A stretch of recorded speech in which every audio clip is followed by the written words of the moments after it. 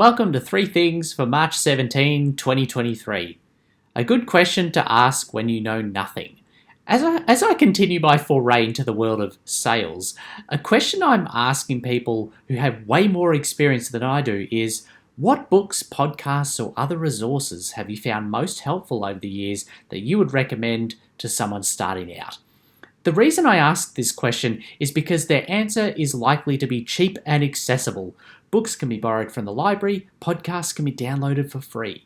I like to think of this question as the secret phrase that unlocks the ability to learn something quickly. Oh, and what's been the most common answer when I've asked this question to people with lots of experience in sales? The one book that keeps coming up no matter who I talk to is The Challenger Sale by Matthew Dixon and Brett Adamson. I have no idea whether it would be any good, but what I do know is that I know nothing, so I intend to read this book ASAP. Eye contact at the dairy.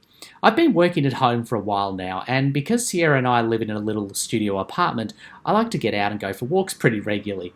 When you live in a city and you love food and treats like I do, going for walks inevitably ends up in some sort of high-calorie pit stop.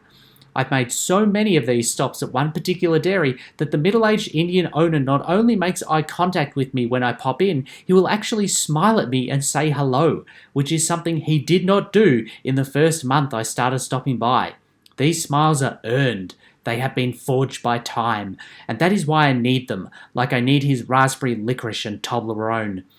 They're the sort of smile a father gives a son a father can be proud of. And with my own father living in a different country to me at the moment, I'll take any father-son smile I can get.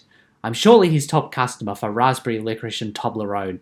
If I were to ever elope with a different dairy, not only will he quickly find himself critically overstocked on these two products, but I'm worried he'll cut me out of the will. At the end of the day, I just want to make him proud. What makes a yoga teacher great? I've been a regular at the Auckland Yoga Academy for about 3 years, and in that time, I've taken at least a couple of classes with every teacher there. It's a truly outstanding place to practice, and all the teachers are really a level above what I've experienced at any other yoga studio in Melbourne or Auckland. But there is one teacher there that is truly world class at what they do, and his name is Barry. By day, he's a highly sought-after person in the car parts industry, but by night and on weekends, he teaches yoga. His classes typically have twice as many students as any of the other beginner classes. Of the 3 times I go to the studio each week, I'll make an effort to ensure that 2 of those times are for Barry's classes. At a place that already has a group of teachers far and above the expected quality of teachers at other studios, what makes Barry so good?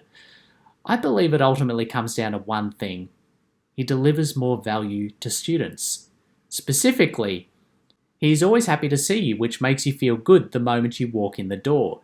He encourages you and shares his knowledge to help you, whether you are expert level or it's your first class.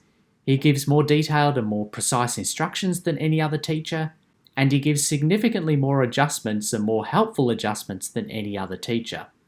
As I write these out, I'm noticing the word give coming up a lot. Barry inspires me. He's an incredible giver. It should be more common than it is, but it's not. Delivering more value is the rarest and most valuable skill in the world today. In whatever you do, how can you deliver more value? I guess I could change the name of this email newsletter to 5 things.